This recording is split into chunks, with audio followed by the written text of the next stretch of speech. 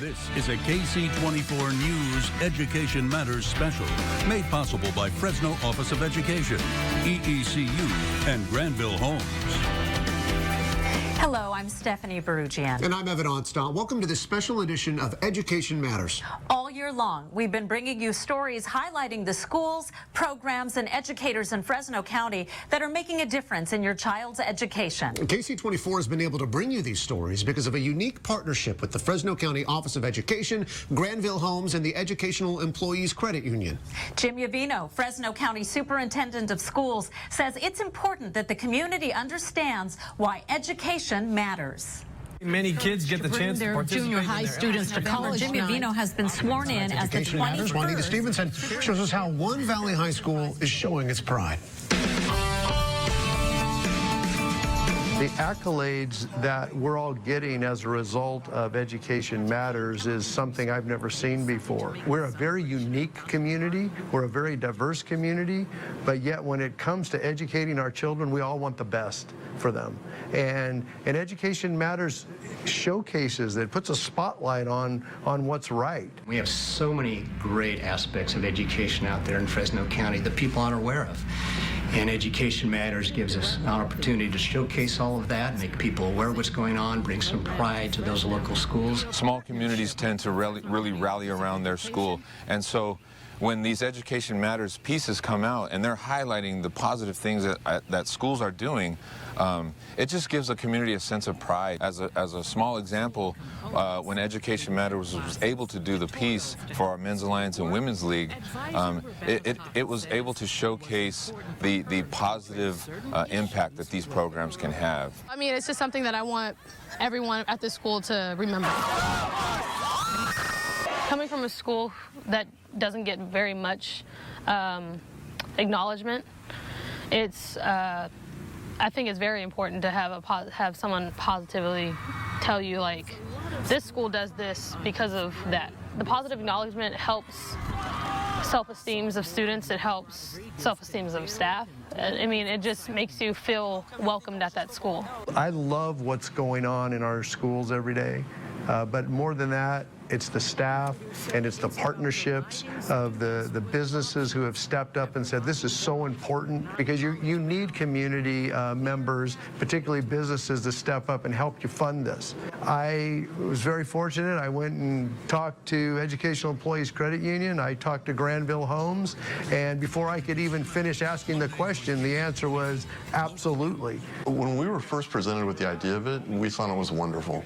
We know that education is transformative, and we know that we have to play a role in that in our community. So one, it's our origin, and two, it's our future. We all have a responsibility in educating our kids, and Education Matters gets the information about how education is taking place in our schools throughout Fresno County. And this is a service from Fresno County Office of Ed to the parents, to the kids, so that we all get engaged in what actually is taking place inside our schools. I'm just really proud of the partnership between the Fresno County Office of Education and KC24. I decided a long time ago that we were going to support education. We're going to cover stories about education, and we're going to support educators any way that we could. This is a way to tell our story.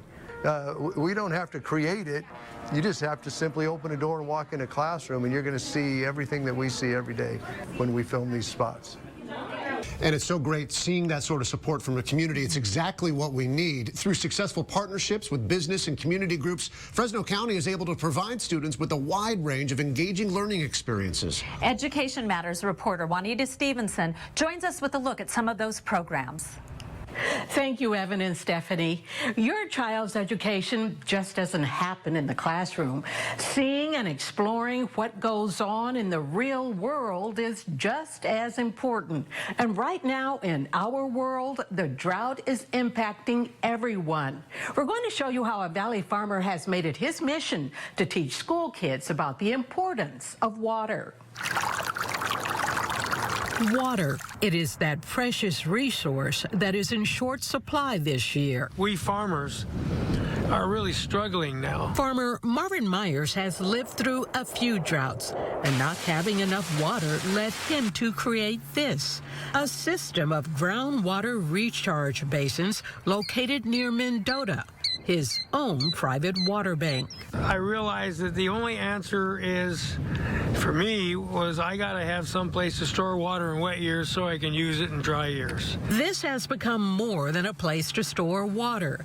There are wetlands here, wildlife, a perfect place to teach, and Myers is dedicated to getting Valley students to understand the importance of water. Where the water comes from, how it gets down through the canals, and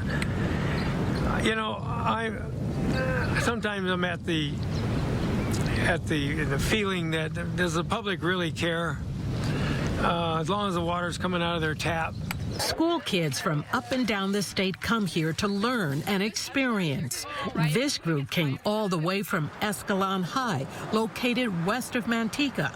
Their teacher wanted them to come here. The water issue, although it's affecting everyone, I really wanted them to come see a part of California where it was severely affecting them. The dark blue line that's down below it, that's the California Aqueduct. Jason Dean, biologist and project manager, uses this water map to explain to students where our water comes from and how it flows through California. I don't really know about water and how it works, so I think it's very educational. And I didn't know all the names like a slough and aquifer and canal and stuff like that. The classroom, located in what was the old Spreckles sugar plant, is only part of what these students experience during their day here. The Water Bank and Wildlife Project sits on 2,600 acres. About half of it is restored wetlands. It's a great learning lab for the students. We can bring them out here, teach them about wetland issues, and actually show them wetland vegetation. It's not a polywog because it has legs. Kat Crushell and Carolyn Matthews, both docents with the Fresno County Office of Education, collect water samples looking for organisms that can indicate the quality of the water. This is a crawdad thing. Students will be able to test the samples themselves and learn. I didn't really think about that ever, about the quality of the water and learning about all the different types of organisms you never even think about. Getting them to see and understand how this all works, from the water we use in our homes, to the water we need to feed our crops, to the water to preserve wildlife. Farmers are eternal optimists. One farmer's dream shows us how it can all coexist. And it's not just a field trip, it's a learning experience. And that's what I really get excited about. That young people should be able to learn about wildlife habitat, and learn about water. Myers and Dean worked with the Fresno County Office of Education to develop curriculum for their schools to use, and the entire educational experience, including the field trips, are provided to schools at no cost. Well, surveys show that neither parents nor schools are doing a very good job of teaching young people about personal finances. But the Valley's largest local credit union has a program that's teaching students to wise up when it comes to their money.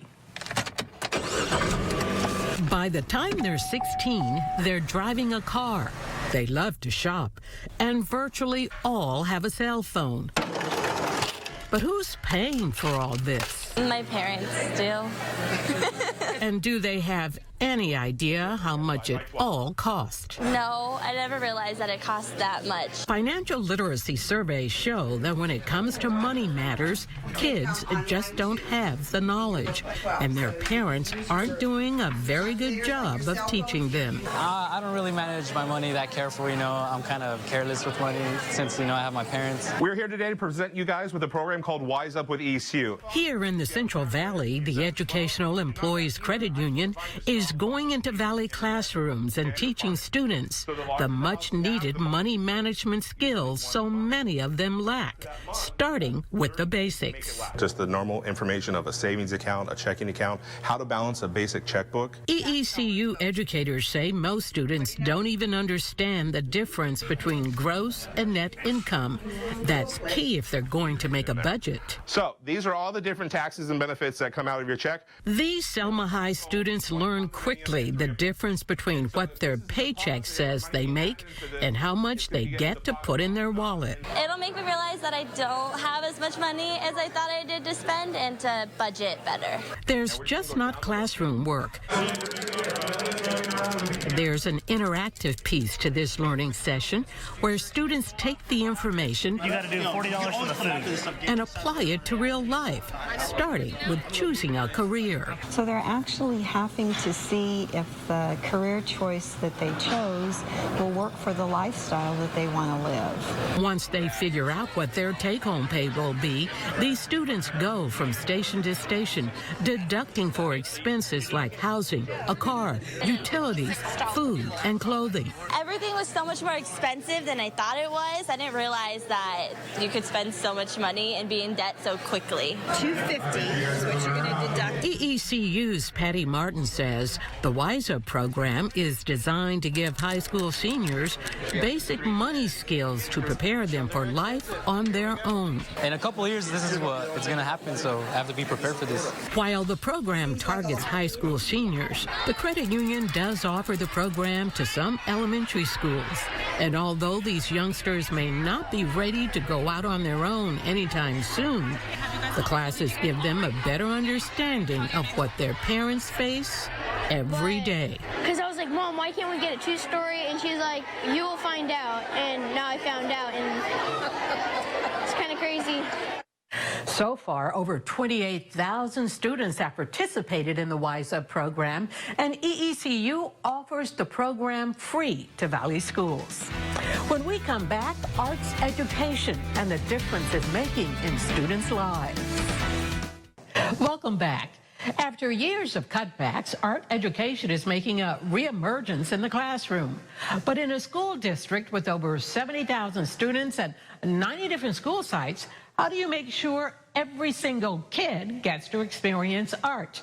With the help of a grant and partnership with the Fresno County Office of Education, the Fresno Unified School District is working to make sure its students get an art experience one grade at a time. Wondering, have any of you been here before? No. A trip to the Fresno Art Museum, the first time for most of these third graders from Slater Elementary in Fresno. We're gonna come right this way, everyone. You could hear the oohs and ahs as they first entered. It was a visit they had planned and prepared for. What does our big circle represent? Coco. This learning lesson is called the Third Grade Art Project.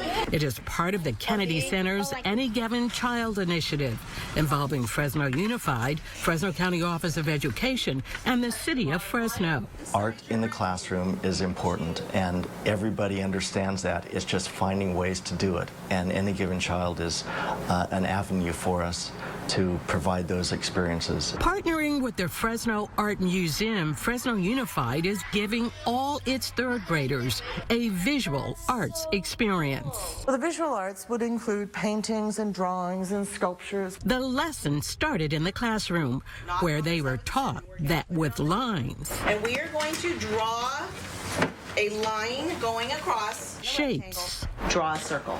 And it can be a big circle, it could be a small circle. And colors. So we're creating our purple on the middle of our plate. They could create anything. Oh, how did you do that? All that they learned in their school classroom prepared them for their museum project, which focused on illustrations and illustrators. Illustrations are something they're super aware of, because all the animated films they watch, the video games they play, the children's books they read, they're illustrated. Using drawings from the children's book Moi Moi by Fresno author Leo Politi, the students were asked to draw a Chinese dragon. Let's get started with some shapes, okay?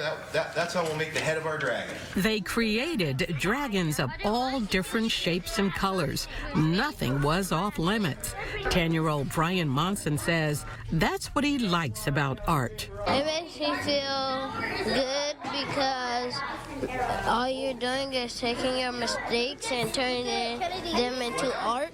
The students also participated in a scavenger hunt. Cade Kane knew exactly what he was looking for. Trying to find shapes, lines, and colors of the three elements of art. An engaging and interactive lesson taught in a museum, a place Brian says he plans to visit a lot when he grows up. Yeah, because like you get to see cool stuff and like you get to see how people draw their pictures and illustrations. Thanks to the Fresno County Office of Education Foundation, all 6,000 third graders received free admission to the museum. A group of classically trained musicians have brought an innovative program to Fresno that's changing kids' lives.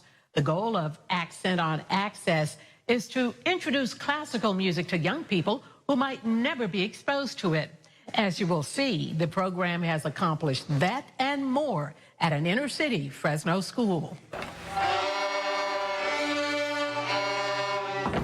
You might think it would be difficult to get an 8-year-old to practice his violin, but Hezekiah Myers will tell you that's what makes him happy. That I get to play the violin and that I get to learn new things about the violin. He isn't the only one.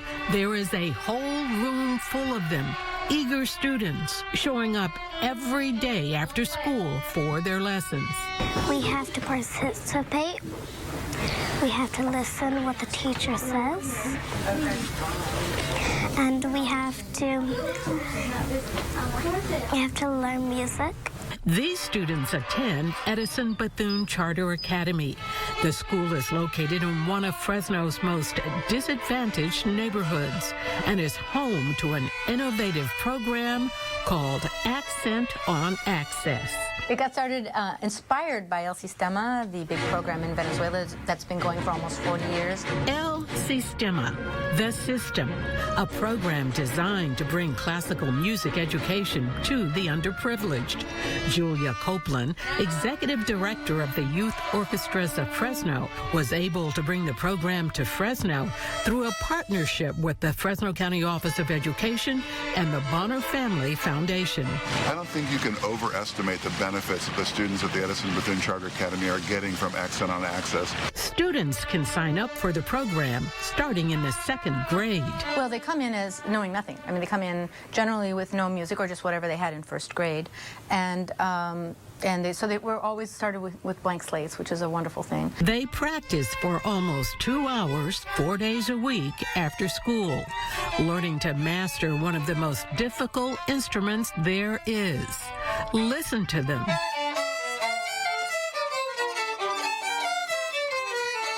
The program has uncovered real raw talent. 10-year-old Willie Najera is studying with Dr. Lemore Torin Immerman, violin professor at Fresno State. He has this talent of very fast catching whatever you show him. He would just look at you very intensely and almost copy what you're doing.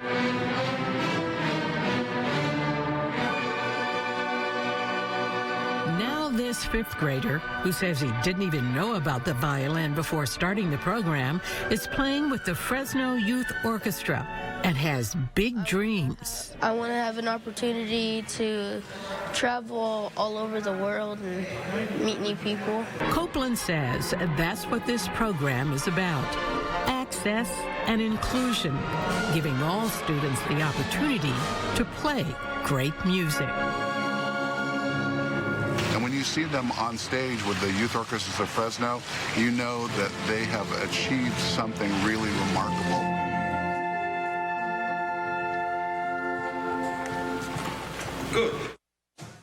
Accent on Access is in its 4th year and is funded with grants. How many of you may have participated in your school choir in elementary school? Oftentimes, opportunities for young singers disappear as they get older. Keeping with this commitment to the arts, the Fresno County Office of Education offers a summer program that many young musicians say is a life-changing experience.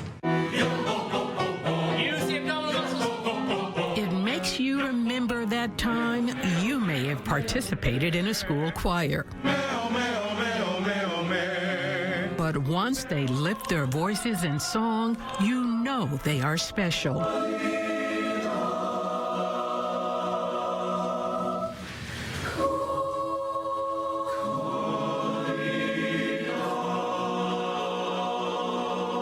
This is the Fresno County Youth Choir. We first introduced you to them earlier this year when the group was rehearsing for its annual summer program.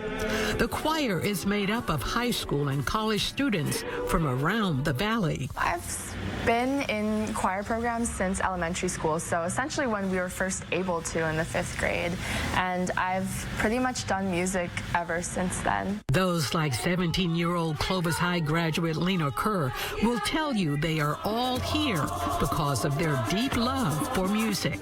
It really is a dedication and a passion of loving creating this music with a bunch of other people, and I think that's what makes this choir so special, is that we really do care about what we do.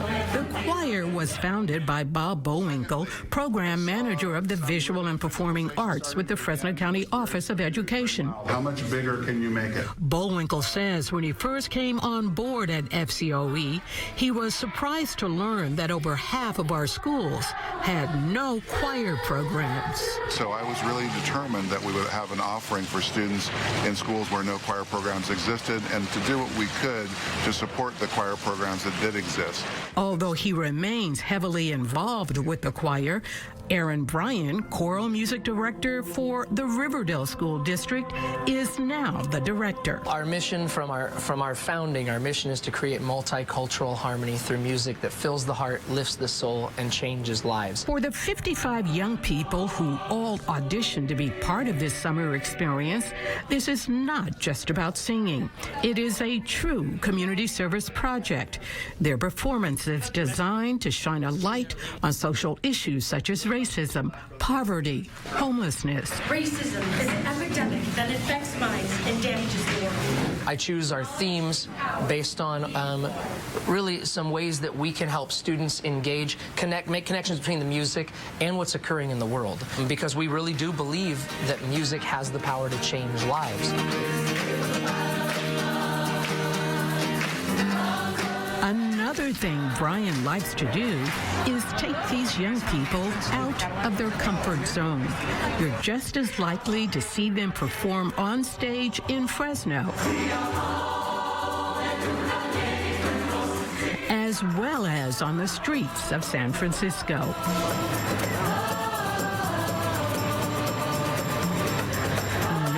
Place to see the poverty, the homelessness up close than in the Tenderloin district. The choir performed this day at a hotel for the homeless and very low income. It's definitely an eye-opener. You know, you see it on TV, but when you have people there who are hungry, and you know, I met a young woman today, she didn't even have pants to wear, so she had a blanket wrapped around her. Fresno State student Chevis Clemens says it was important for him to not turn away, but to acknowledge them, comfort them, and that's what he did with his music. I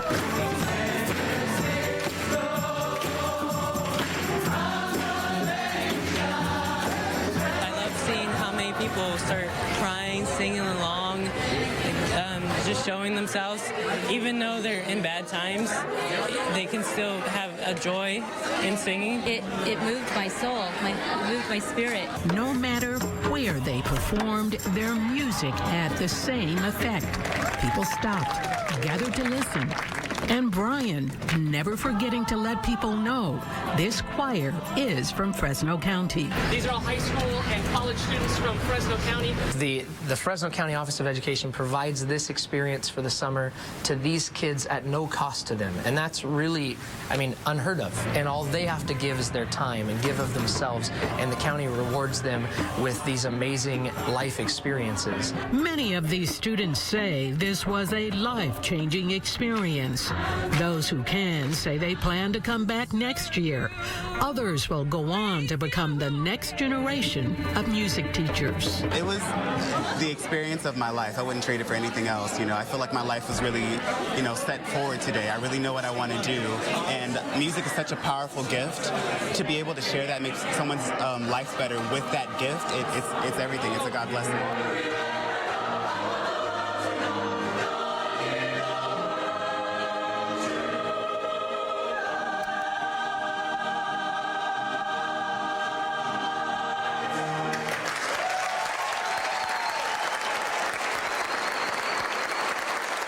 The youth choir auditions for new members every spring. When we come back, Evan and Stephanie will be here to tell you why a national race car champion is touting career tech education. Welcome back to our Education Matters special as we highlight some of our best stories we brought you this school year. The Fresno County Office of Education has a huge commitment to career technical education, and for the past 2 years has hosted a career tech night where students and their parents have the opportunity to learn about the many job opportunities for students who want to work with their hands. And there could be no better example of the rewards of vocational education than Valley native Gary Selzy. Juanita Stevenson reports how the national race car champion, who didn't attend college, built a multi-million-dollar business. It was something he said he always wanted to do. Gary Selzy finishes the deal. 4.82 seconds, 325 miles an hour. Gary Selzy did more than just do it. He excelled at it. Was very fortunate. Out of the 11 years I raced, 4 years out of that, I was a world champion. A lot of accolades. He dominated the world of drag racing from 1997 to the time he retired 7 years ago. Selzy wanted to focus on his family and the business he started with his brothers when he was 18 years old. My brother Mike had built a flatbed for my dad's oil business, and it was beautiful. So they said, you guys ought to build these flatbeds for the little Love pickups and Datsun pickups at the time. Working with their hands, building things. That's what the three Selzy brothers did. Looking back, Gary says it was the only thing that held his interest as a student at McLean High School in Fresno. If the teacher didn't grab me right away and have my interest, I would wander off. I just couldn't pay attention.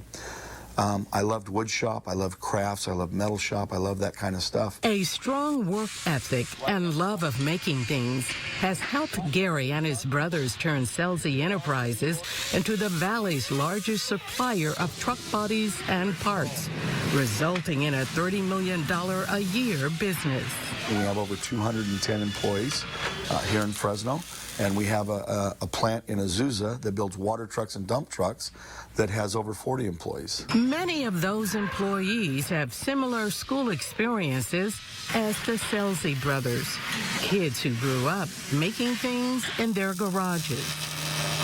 I went to Fresno High School, and at the time they didn't have an ROP class for metal shop or anything like that, which was okay with me because I learned it on my own, and my dad had a welder and gave me free reign in the garage and said, have fun. 32-year-old Ryan Weldon now works as a custom welder for Selzy, turning out custom truck bodies for companies like PG&E and Caltrans. Selzy says students who want to do this kind of work should have more options in high school, and he has become a big proponent of vocational or career tech education. Last year, Selzy Enterprises was among the 64 businesses that participated in the Fresno County Office of Education's first ever Career Tech Night. Students get to see up close the kind of job opportunities that come with the right set of skills. Area Coordinator Anthony Ayerza says this year over 120 businesses are participating. They see the importance, the value of this, and what it can bring to our students here in our valley, and they're on board, and they're doing everything they can to make this night a successful event. Educators say it's about providing students with options and providing those who are not college-bound with a clear pathway to a good-paying job. I didn't have to go to college, and I think that kids need to understand that, and parents need to understand that. It's not a bad thing. I can have a steak dinner pretty much whenever I want, so I didn't do too bad. Selzy Enterprises is a regular participant of Career Tech Night. Agriculture is the largest industry in California, even bigger than the technology sector in the Silicon Valley. Yet when many students think of ag, they envision people working in the fields. Education Matters reporter Juanita Stevenson shows us how Kerman High School is using one of the oldest organizations around to teach kids about agriculture. The art of preparing your animal for show at a county fair. It is a small part of what these students learn as members of Kerman's Future Farmers of America. Negative and DC positive. Ag instructor Toby Sheehan says as a teacher, he wants to open his young students' eyes to the wide world of ag. The hardworking people in the fields picking and pruning, that is agriculture. But so is the chemist, the biotechnology, the truck driver, the secretary. They're all agriculture. Sheehan says ag's all-encompassing nature is part of the reason the FFA changed its name to the National Future Farmers of America organization. The skills that I teach are really integral, not just to agriculture, but to society in general. Kerman High is a place where they embrace ag education. Students take classes ranging from ag mechanics to horticulture. FFA members, why are we here? It is a campus where the FFA has a huge presence. The organization's traditions are kept alive. Thank you, Madam Vice President. The Secretary will call the roll of members. Ashley DeWitt says the community service and public speaking are preparing her for life. It's going to help them learn leadership skills that you need throughout your entire life. Kerman's ag program was recently thrust into the national spotlight when one of his students took top honors at the FFA's convention in Louisville, Kentucky. 17-year-old Wyatt Wolf has taken ag mechanics at Kerman High for the past 4 years. He was one of 4 students in the entire country to make it to the Nationals. In October, Wyatt was named the winner in the area of proficiency in ag mechanics design and fabrication. Once we got back there, I was super nervous to have to do the interview. And then standing on stage and they called your name, it was great. Wyatt was judged partly on the sheer amount of work he has done over the past year. He showed us some of his projects at his uncle's shop, a place where he spends a lot of time making things. I just like being able to take just raw materials that looks like a pile of nothing and turn it into something that we may use every day with the trucks or something that we could use in the field with the farm equipment. Redoing the trailer bed of his grandpa's 58 Dodge truck has been a labor of love. We had the cross members formed and the side rails formed. Wyatt's win is a source of pride for Kerman, but FFA advisor Corey Malloy says the fact that so many of their students won honors at the fair shows that the school's emphasis on ag is having an impact. I use agriculture to teach my students how to be productive members of society. And if they find a skill or they find something along the way that they enjoy that they can turn into a lifelong endeavor, fantastic. One career choice very popular with these students. Many want to become an ag teacher. When we come back, Education Matters reporter Juanita Stevenson tells us about some very special programs for special students. Welcome back. The Fresno County Office of Education provides services to the county's most fragile students. They may be kids with special medical, physical, or emotional needs. As you'll see, the teachers and staff who work with these young people believe each and every one can learn. These These are the pictures that touch the hearts of people across the country. A father pushing his disabled son across the finish line at the Boston Marathon. Among those cheering and supporting 19-year-old Colby Wagner and his dad, James, were the staff at his school. The staff got together and had a raffle, and they raised a bunch of money for the charity that Jim and Colby were running for, and they got shirts made up, and it's just, you know, they care about Colby. They truly do. Colby attends Beth Raymaker Development Center, a Fresno County school for kids with special needs. Colby has severe learning disabilities. I mean, I usually describe him to somebody as like a 3-year-old in an adult's body. I mean, he has no speech. He is still not completely potty trained. But he is learning, just like the other students here. Some with disabilities so severe, they need a nurse around the clock. There are teachers who teach students with autism, students who are hearing impaired. Fish. Good job. No matter the disability, they must all receive an education.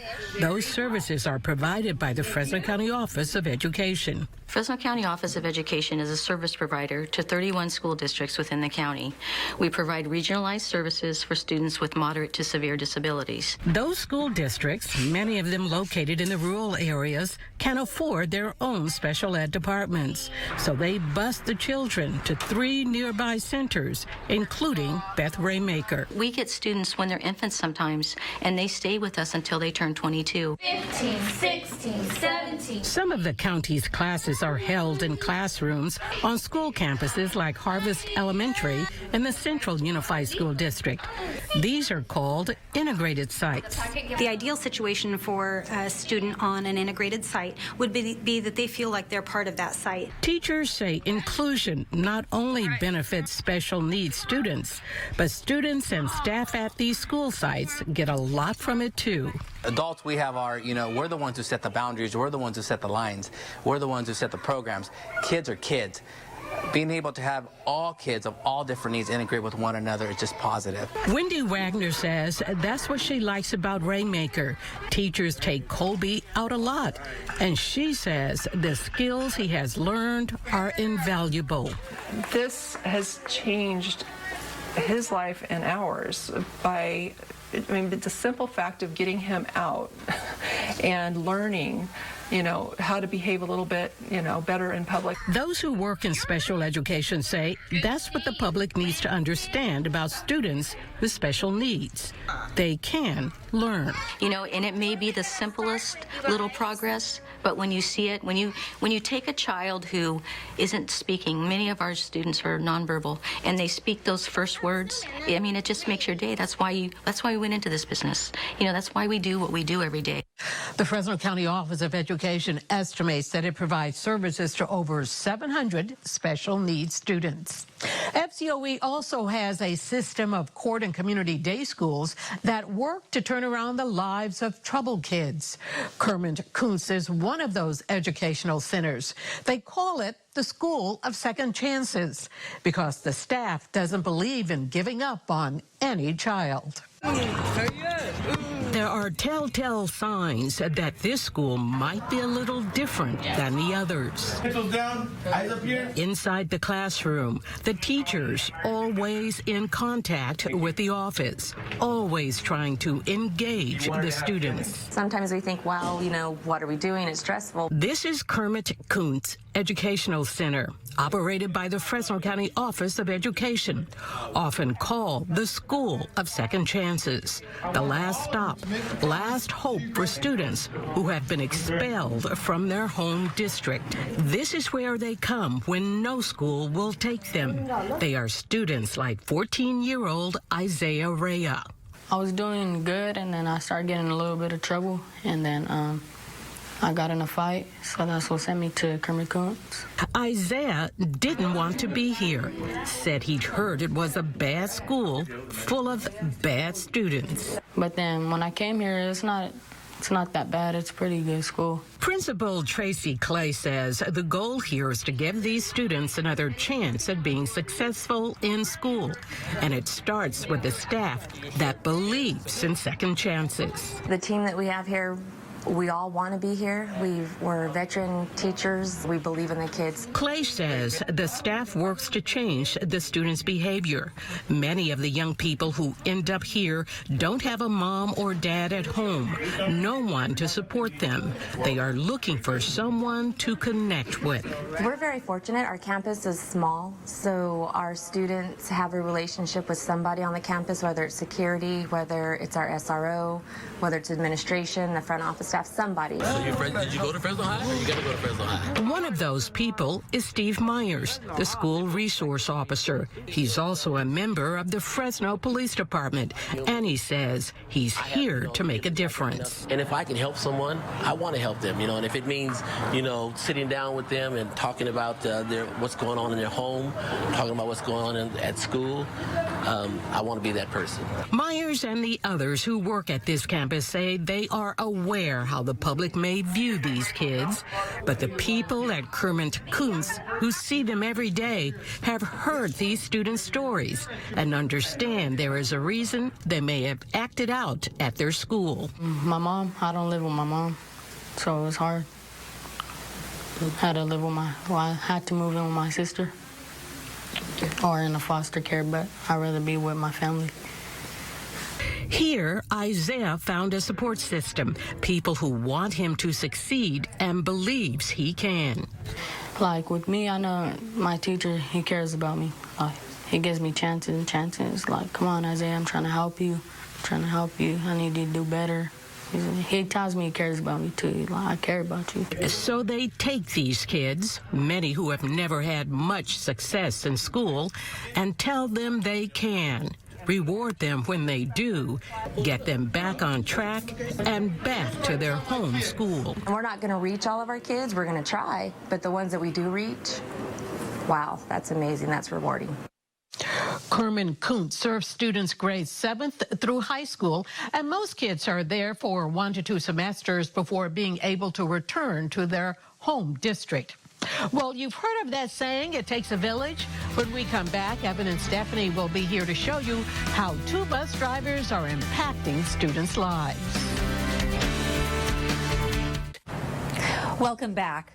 There are many people on school campuses that aren't necessarily teachers, but they can have a huge impact on your students. At Washington Colony School, 2 longtime school bus drivers started an early morning basketball program that is getting some surprising results. Here's Education Matters reporter Juanita Stevenson. Ready? Use your legs, remember? Use your legs. He instructs like a coach. He wins! Encourages like a friend. Oh, you want a dozen donuts? Okay, dozen donuts. You can say Jeff Dronick, Director of Maintenance, Operations, and Transportation for the Washington Colony School District, wears many hats, including that of bus driver.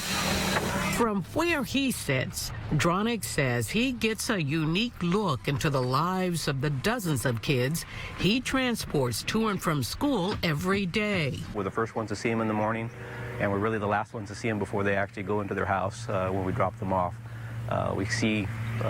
We know a lot about their lives just by doing that. But it was what Dronick and fellow bus driver Moses Lujan noticed after they dropped the students at school, in those minutes of playtime before the school bell rang. You stand out here for 10 or 15 minutes in the morning before the kids get back into class, and you notice children out there that aren't really participating. The kids who were too shy, didn't have the confidence to play ball. Those are the kids these 2 sought out for their early morning basketball program. Kids like 8-year-old Elisa Beamer. It doesn't matter how bad you are. It's just about having fun. They are giving kids like Gerardo Bibian, who wasn't quite good enough to play with the big guys on the playground, a place to belong. Now, after spending time on the court, this 8-year-old has the confidence to try the moves he saw the big kids make. At home, I started I pretended I had a basketball. I was doing those tricks.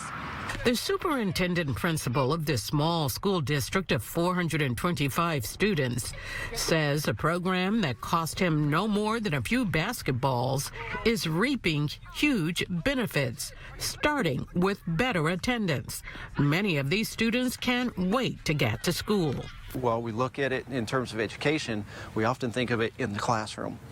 But what these guys do is they understand their role in educating kids too, through programs like this. Dronek and Lujan say they think of their school buses as a classroom, and they use every opportunity to reach out to these kids. I always remind them on Fridays is test day because I know here they always take tests. So I'm always trying to pump them up and ask them if they're ready for their tests. Did they do their homework? They work to build self-esteem and develop leadership skills. They tell these kids they can be a standout. Dronek points to their superintendent, who as a boy attended this same school and rode on his school bus. Every one of these faces out here has that potential. And you try to tell them that all the time, that you can be whatever you want to be. There's no limits to what you're doing. And we always use Mr. Bowden as an example. Superintendent Bowden says the district is now looking for ways to expand the program and offer different incentives that will encourage all students to do their best. On behalf of Juanita Stevenson, Evan and I would like to thank you for joining us tonight for this special edition of Education Matters. And don't forget, join us every Monday night when we bring you stories from our classrooms in Fresno County. Until next time, good night.